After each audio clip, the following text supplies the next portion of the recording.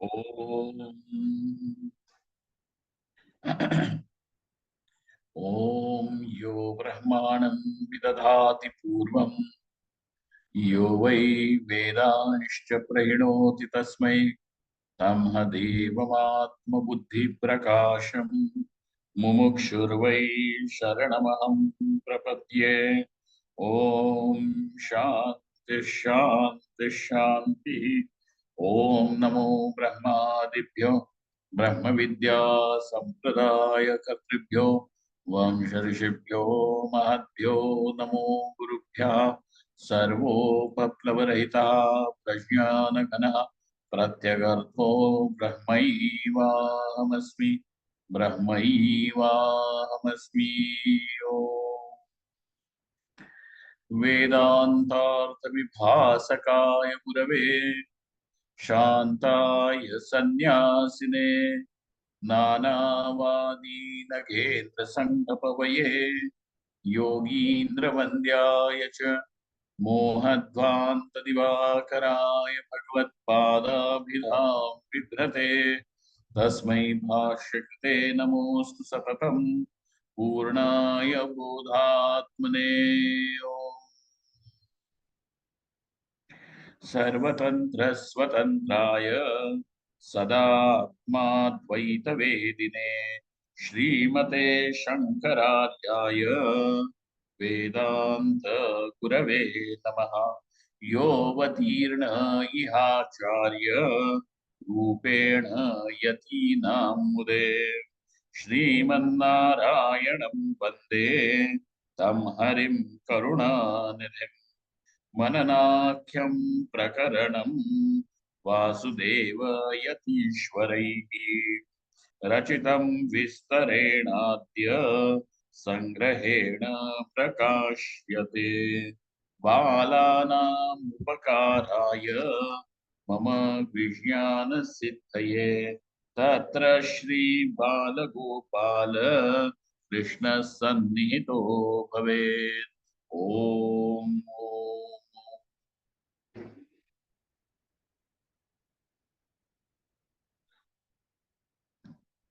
even in order to understand the Mahavakyam, the Vedanta Tatparyam should be available with you before. Okay? This Tatparyam should be available. Then only it becomes possible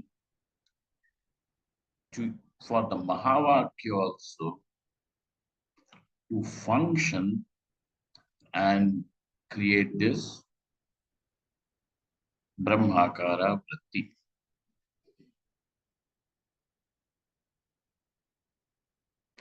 So far we have understood that in order to remove the Samshaya Bhavana, Shravanam is the means, sadhanam. So Samshaya regarding what is the question? Samshaya is regarding the Pramanam. Now, Upanishad is accepted as a Pramana. What is it through which you will know Parmeshwara? So if you are going to say, no, no, no, we will go in search of Parmeshwara in jungle, we will do some meditation and find out what is Parmeshwara. No, sir. What has even allowed you to know that doing meditation you will know Parmeshwara?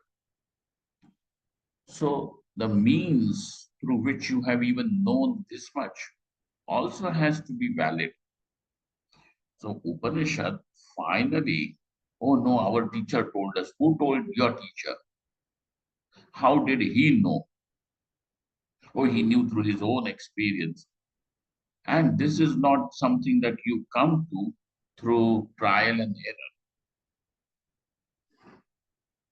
You don't discover Pramanam through trial and error. Pramanam exists independently. You have to acquire these pramanas, whether it is inference, arthapatti, or even shabda pramana, you will have to acquire the pramanam that is true. Okay. So through now Upanishad is the pramana. Now you have to acquire it just as you may have the chakshurindriya. But unless and until the chakshurindriya becomes Buddhist, what happens? Unless and until the chakshurindriya is Buddhist, it will also not function to illumine the Ruparanga. Are you seeing this? We are all in agreement that chakshurindriya is a pramanam. Pramayaha karanam pramanam. It is the means of knowledge. So a system which generates knowledge. Knowledge about what? So Ruparanga, about colors and forms. Okay. Now you are naturally endowed with the eyes, with the chakshurindriya. So you don't have to acquire it.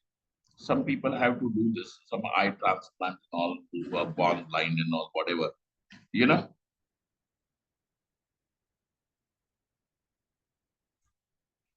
But actually speaking, every jiva is endowed with indriya. Manashasthani indriyani prakritisthani karshati shariram yadavapnoti yajapyakramati ishvaraha. So even when the jiva does the utkramanam, it winds up all the indriyas along with the mind and then leaves the body to acquire another body.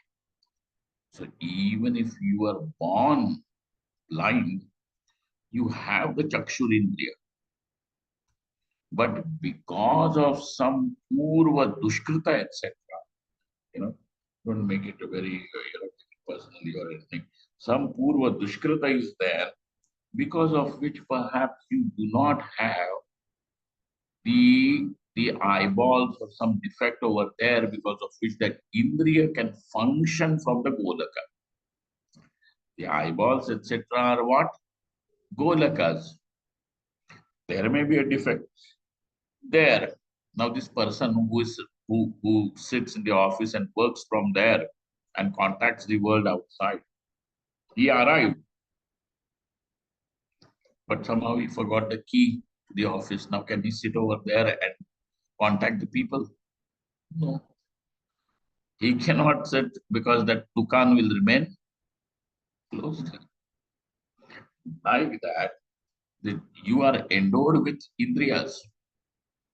Indriyas are there. So indriyas are not a part of the sthula deha. Indriyas are a part of the sukshma deha. That's why these golakas are sthula. They cannot be called as indriyas. Indriyas are different from the golakas.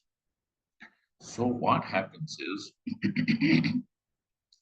you have this chakshurindriya, but this chakshurindriya, if is not Buddhist, is not sitting in the buddhi, then it still will not be able to function. For example, someday, I mean, you have 6 by 6 eyesight, so your indriya is functioning very well. The golaka is also healthy, but you're lost in thought, and a friend of yours walks in front of you and he waves, and you're still looking outside. Then after half an hour, he comes and says, "Hey, I waved. I was walking from here. I waved at you. You didn't even nod your head or anything. What? I didn't see you." He says, "I didn't see you, but your eyes were open. You're not blind.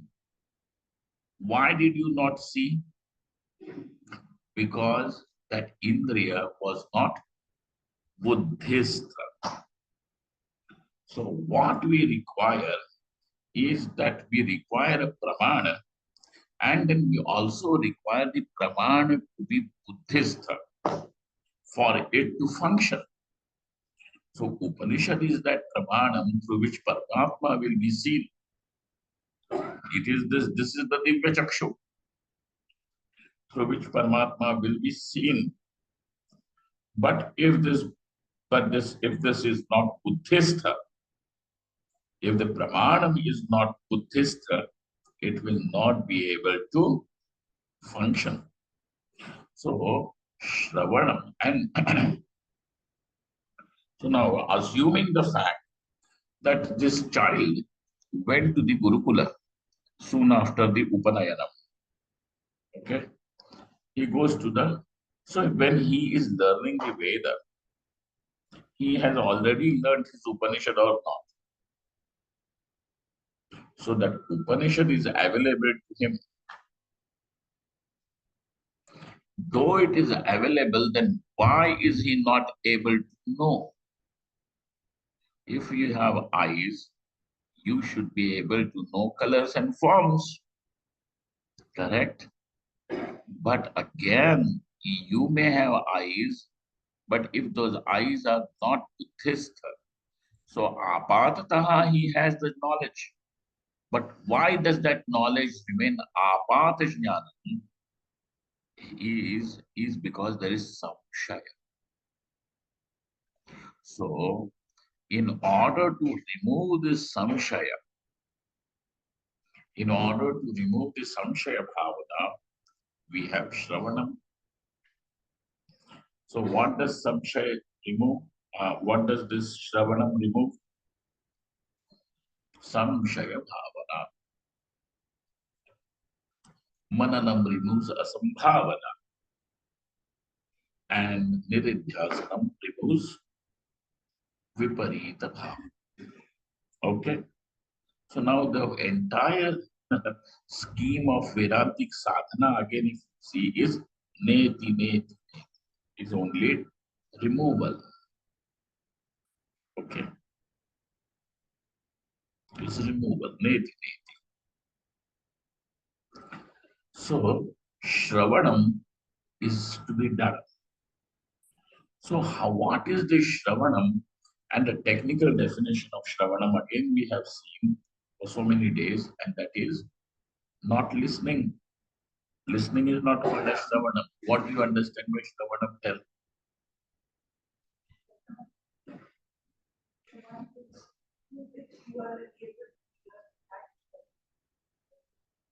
No, Shravanam means Tatparya Nishchaya. Shravanam is not listening. As a result of listening, a cognitive change takes place in you. This cognition is called as Shravanam. It is Tatparya Nishchaya. Tatparya means Vakturicha Tatparya. So the Vakta has something to deliver. He has something to tell, convey. So he is going to use words to convey. Correct? He is going to employ words to convey. If you are through those words, then if you are able to understand what is it that this Vakta wanted to deliver, then understanding that Vakturicha, comprehension of the Vaktu's Icha. Vaktu means speaker. Speaker. Icha is called as Tatparyam. Okay? Vakturicha Tatparyam. You are listening to somebody speak is only because you want to understand what is it that he wants to convey. What he wants to convey. But over here, Shruti is the Shruti is not direct Vakta. Shruti means Shabda only. But those Shabdas, every Shabda has a definite meaning to give. Okay. So again, I'm telling you, that's why these words, to arrive at the definite meanings of these words of the Upanishad, is called as understanding. It is not that you are interpreting the Shruti. Again, please remember, we are not interested in anyone's interpretation, no matter how great, celebrated, hallowed that person is. Okay? Interpretation रखो अपने घर पे, आपको नहीं चाहिए. श्रुति शब्द है, उस शब्द का अपना निश्चित अर्थ होता है कि नहीं? उस निश्चित अर्थ का ग्रहण जब होने लगता है, तब उसे हम श्रवण कहते हैं. So it is Tatparya Nirnayaha, Tatparya Nishchayaha is called as Shravanam. Shravanam is not listening. You listen, and if that Nishchaya has not taken place, it cannot be called as Shravanam. But when that Nishchaya also takes place, there is a route through which that Nishchaya also arrives. There is a route, or these people in Americans will say route. We Indians say root, not root of the tree, Route. They say route. No? Whatever.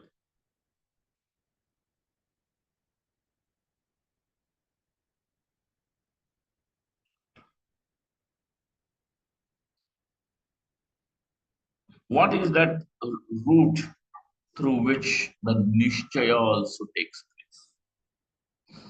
And so that every route means that you will have to follow the signs. Then you know that you are on that route. And then you can come to the destination.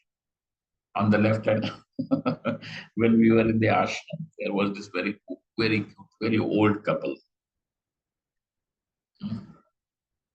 And both of them 80 plus and all, but they had a lot of love for Mahatmas and all. So in Bombay, when they used to, I used to live in that Sandipani Satnalaya. So they used to come. You know, it's difficult to take the train, to take a bus, and then to come. And then, once upon a time, that place was not this accessible like how it is today. Uh, and it was so nice.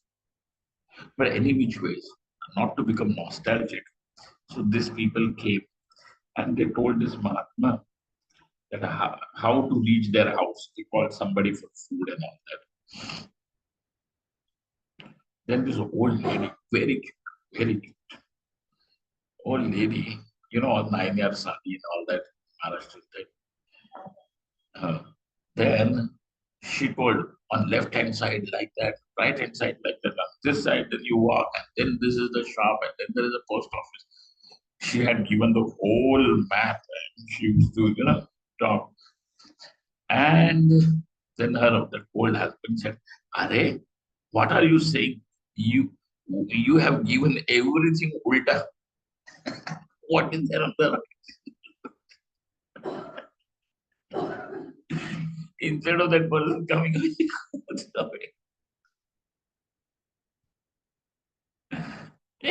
ulta. She got angry. She says, "Nothing doing. That is right. You will reach proper." Now you see, you take a route and you go, and then you look for those signs. And therefore, signs are called as linga, indication. They are called as indications. Thus, there are the 6 different signs. You follow them, and then where will you arrive at? Tatparya Nirnaya. If when this Tatparya Nirnaya has happened, then Shravanam has taken place. And so, and even if it takes place, Bhagavan Badarayana, Vyas Bhagavan says, keep doing it again and again and again and again. And how to do it again and again? Then what? Swamiji, what is this all the time? Brahmakara Vritti, Brahmakara Vritti. Then if not Brahmakara, then what? Vishayakara you want? Huh? That's why. Asakrit Shravana. If you remember, then you also can say that since the Tatparya Nirnaya has taken place, why do we need to do it again and again? If you have understood something, you don't need to understand it again. Now, for example, this is a pen in my hand. Now you have understood. Now every 5 minutes I should press this and tell you this is a pen. This is a pen. This is a pen. Do you need to do this again and again? Now, even after 100 years, if you are going to see this, you are going to call it a pen only. You will not call it an elephant.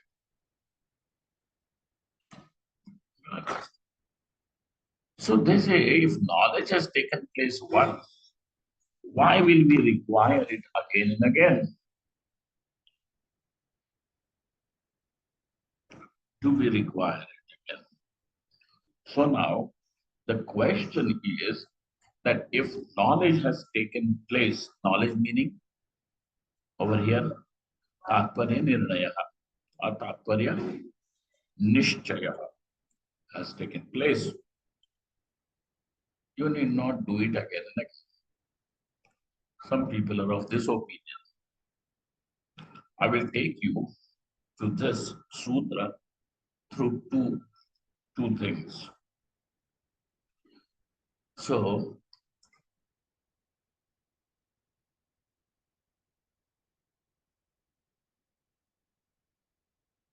Maharaji, Akananji Maharaj, Maharaj Shri asked Udiya Babaji Maharaj, Baba, that if knowledge takes place once, it is good enough. Sakrit, once is good. Do we need to make this Chitta Brahmaka again and again?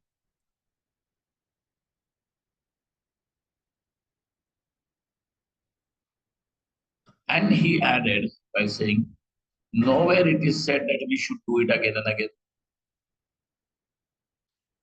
Shastra. Baba told him, nowhere it is said that you keep making your Brahmakara vritti again and again. But nowhere it is said that you should not make it again and again. You see? Then, in actually a Sakrit Shravanat is said. Sakrit means once.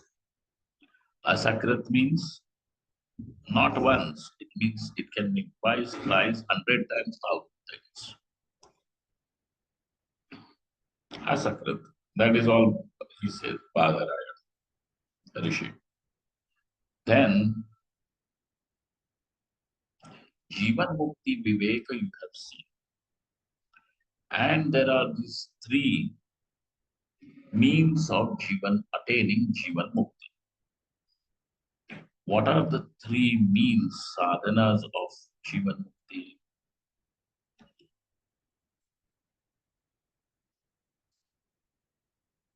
Tattva Jnana, Vasanakshaya, Manonash. So, Tattvajnana means asakrit shravana. Vasana kshaya means giving up of those vasanas, old habits, which are which which bind you to the body and the kartritva bhoktritva concepts. That I am a body, I am a man, so and so. So giving up of that by replacing it with opposite that will neutralize these vasanas. Himsa will be neutralized by ahimsa. Lobha will be neutralized by dana. Huh? What? Sorry, Swami, Santosh. Santosh also. Very good. If you have understood Santosh is the antidote to Lobha, keep Santosh. Otherwise, people with Mahatvakanksha, Mahatvakanksha means the ambition to be recognized as important, all those things, significant. This is Mahatvakanksha. And I should have more and more avarice, greed, lobe. But that Santosh is the antidote.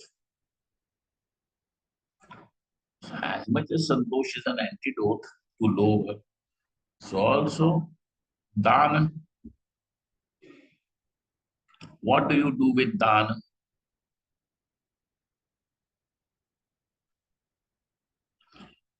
You take away your Swami, your claim of ownership. You take away the claim of your ownership and replace somebody else's ownership on it. That is called as dana. Is not it? Suppose you have 100 rupees note with you. Then you go to this Ganga, do the snan, do the snan. And then when you come out, then there is some Brahmana sitting there. You go and give it.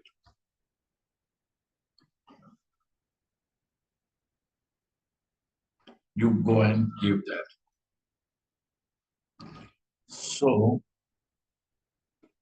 then this is called as dana. That you took away your claim of ownership and replaced it with somebody else's claim of ownership. Sthapan kiya. Now, take another situation. There is another person on that same Ganga Ghat. He's watching you take bath, so you have kept all your wallet. He goes over there and slowly takes away one. You catch him. Hey, chori. You see, what he is doing is that he's saying, no, this is mine. So he has denied your claim of ownership and he has placed that his ownership, which you were going to do earlier. But one you call as dan, the other one you call as theft. Chori. Chauryam. Chauryam. Chori. Theft. Yeah. Difference. So now when you're willingly doing it, it is called as dan. It doesn't belong to me, sir. It belongs to you. You see. So this is called as dana. Dana is an antidote to lobha. Santosh is also an antidote to lobha, mahatvakanksha, all these things. That is called as vasanakshaya. So what you do is you replace those vasanas with Daivi Vasanas. This is called, this process is called as Vasana Kshaya. Then you have Manonasha, which means Samadhi, Abhyas. So what are the three means to attain Jivan Mukti? That means after the knowledge has taken place, even because Vidvat Sannyasa is after the knowledge has taken place. And what is the phalam of Vidvat Sannyas? Jivan Mukti is the Vipan- phalam of Vidvat Sannyas. Videha Kaivalyam is the phalam of Vividisha Sannyas. Yes. Okay. And Hamsa Sannyas leads to Ram- Brahmamukti. I think this morning only we did it, right? Yes, Swami.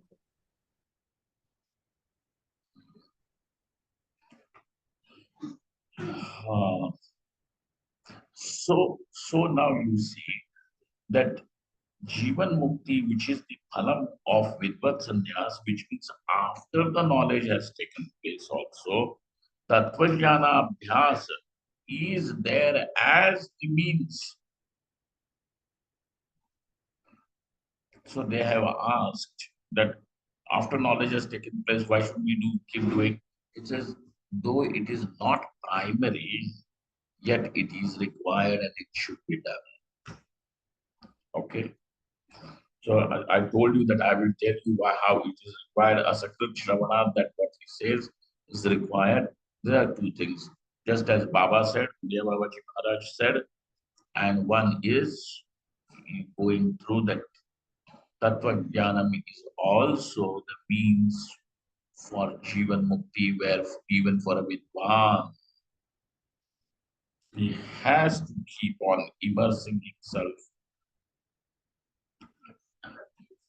again and again in this Shastra, Shravanam. Okay. Why, sir? You know what? Our buddhi is stained. Buddhi is, so if some oil stain in something falls, ashuddha it becomes. Eating, it becomes ashuddha, right? Then you wash it, it becomes shuddha. Though it has become shuddha, but that stain has not gone there. So when it is exposed to washing and soap and everything again and again, detergent, this goes away. Like that, our buddhi has become malina, and that is the reason why Shravanam should be done again and again. But what is this Shravanam? Tatparya Nishchaya. How do you arrive at this Tatparya Nishchaya? Through the through the Shadavidhalika, six indications. Out of these six indications, we have seen the some indications. How many did we see? Four. Four. So let us, I will chant the shloka, that is a very important shloka, and that is Upakrama Upasamharo Abhyaso Purvata Arthavadopapatti cha Lingam Tatparya Nirnaye. Okay? Yes. If I'm not mistaken, this is from one of the Upanishads, other minor Upanishads, Para, something like. If I'm not mistaken, I'm not very sure. There is this, Swami Hansananji used to live across the river. Dandi Swami, great Mahatma who was always in Ahuti. Sometimes he will wear clothes not till now. During the COVID time, only his body, became Shanta. So I had gone over there Give him Jala Samadhi in Ganga. There. Huh? So that old man, he will do this Upanishad Parayan every day.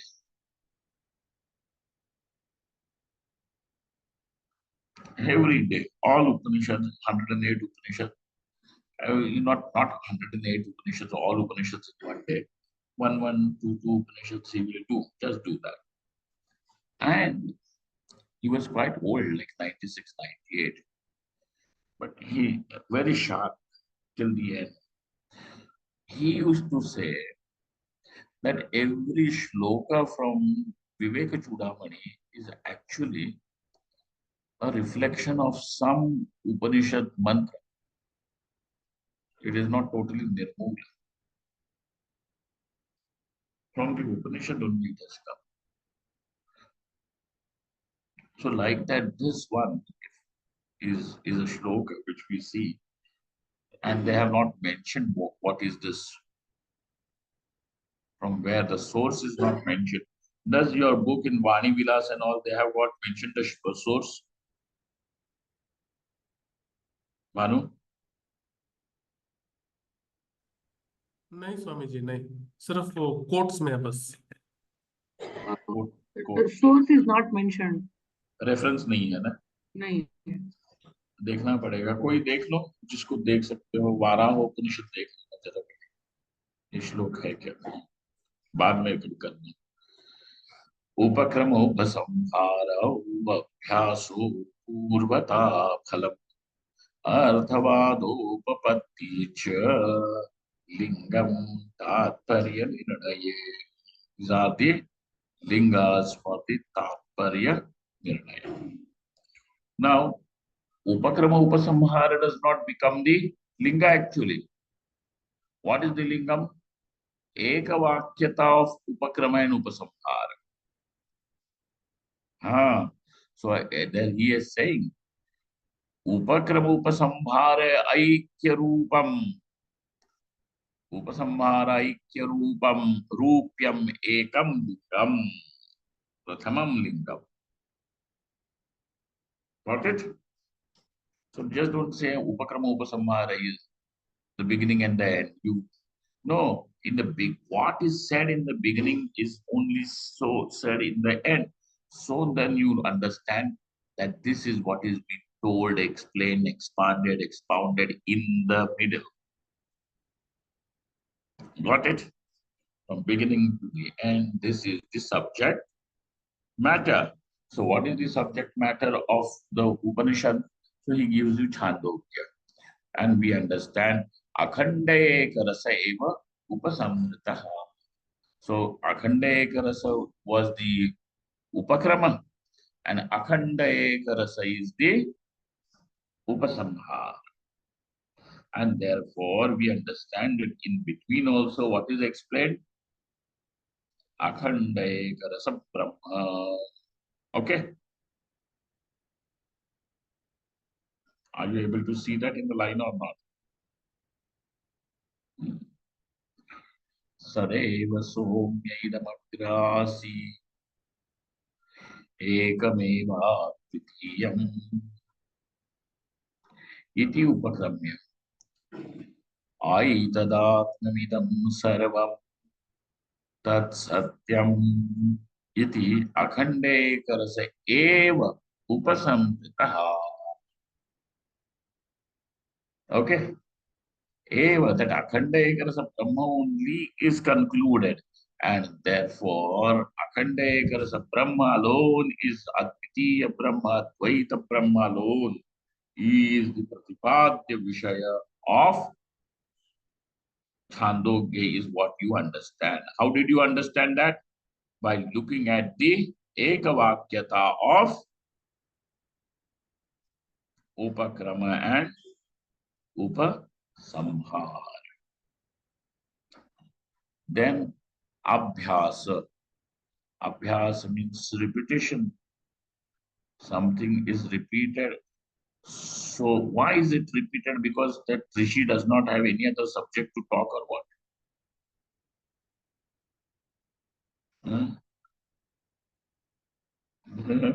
Shruti does not have anything.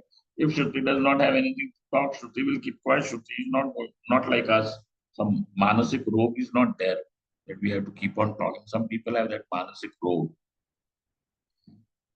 some psychological problem they have. They feel that everywhere they have to talk and give their opinion. Everywhere. Till somebody actually has to tell them, please don't interfere. Huh? Huh? Huh?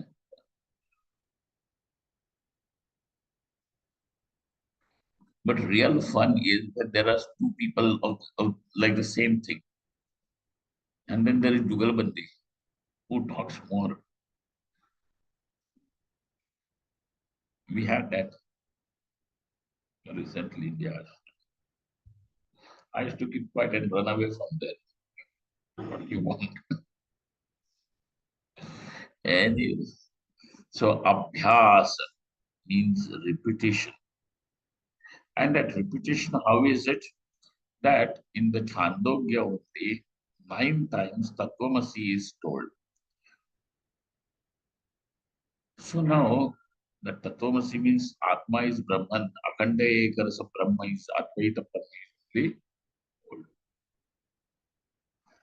And therefore, when you see that this is repeated over again and again and again, what is it that you understand? That this is the subject matter of the Upanishad. That's why Abhyasa also becomes one indication, one link. Clear? So this is how you should keep looking for it.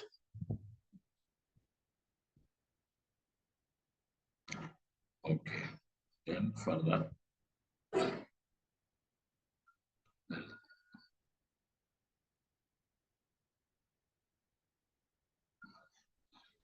अखण्डैकरसस्य प्रत्यक्षादि प्रमाणान्तर अविषयत्वम् अपूर्वता इति तृतीयम्.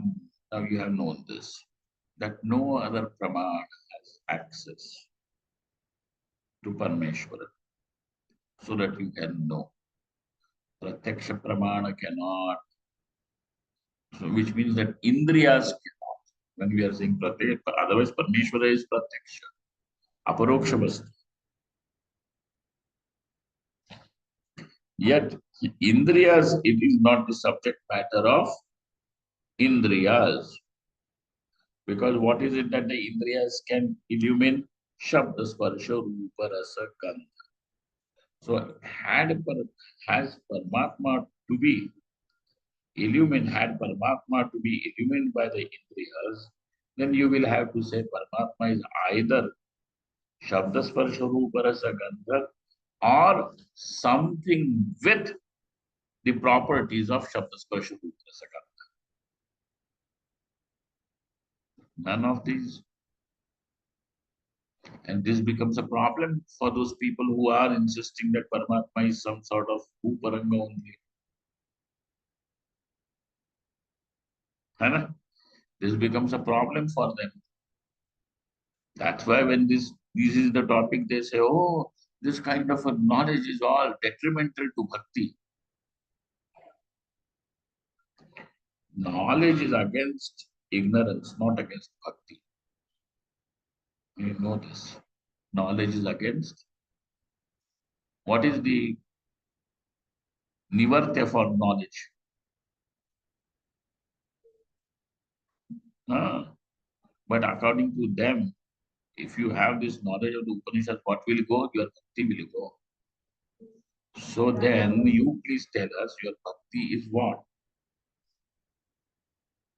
Is it bhakti or ajnana? Because knowledge will remove only ajnana. So all these things are not shastriya totally. They may have their logic. It's okay. What? Then the fourth is tasya tavadev chiram yavanna vimokshiyeta sampatsye. This is a nice shruti, Tasya tavadev chiram. Tasya, of that vidwan, there is a delay for this Vidwan. Only up to when is that delay? Ye- Yavan vimoksha, as long as the body is not shed. And then after there is Videha Kaivalyam, Kaivalyavastha. So what was the pratibandha after the knowledge also? The only pratibandha for Videha Kaivalya was prarabdha.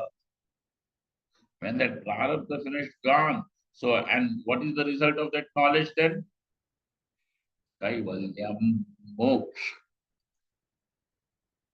Is the moksha is the result. So now phalam you are listening to, that by knowing Parameshwara, what is it that is attained? What is attained? No, somebody says, no, no, no, after the prarabdha is finished, he attains moksha. Eh, prarabdha is finished, but the next prarabdha is waiting. What about that? But in this case, knowledge has taken place and the prarabdha has finished. And therefore, liberation is the phalam of prarabdha kshaya, or liberation is the phalam of knowledge? Of knowledge only. You got it? So, tasya tavateva chiram yavanna vimokshiyat sampatsye iti akhande karasa jnanasya. So, again, look at that.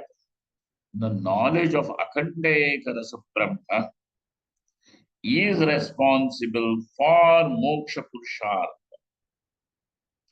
So, now that phalam moksha is also known, so that by knowing what is the, it is the phalam of what? Of knowledge of what? Chemistry, biology. Akhande karasa brahma. Okay.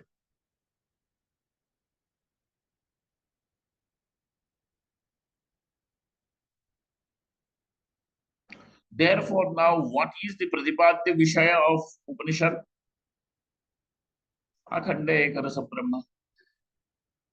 So now, even when you look at the phalam, that phalam becomes an indication for you to understand what is the tatparyam. Note it. Iti videha kaivalya rupa phalavachanam chaturtham. This is the chaturtha phalam, chaturtha lingam. All right, we will stop here because there are some atmas who are coming now here. And this is the, again, we'll chant that shloka. उपक्रमोपसंहारो अभ्यासो पूर्वता फलम् अर्थवादोपपत्ति च लिंगम तात्पर्य निर्णये पूर्णमदः पूर्णमिदं पूर्णात् पूर्णमुदच्यते पूर्णस्य पूर्णमादाय पूर्णमेवावशिष्यते ॐ शान्ति शान्ति शान्तिः शङ्करं शङ्कराचार्यं केशवं बादरायणं सूत्रभाष्यकृतौ वन्दे भगवन्तौ न पुनः ईश्वरो गुरुरात्मेति मूर्तिभेदविभागिने व्योमवद्व्याप्तदेहाय दक्षिणामूर्तये नमः ॐ शान्ति शान्ति शान्तिः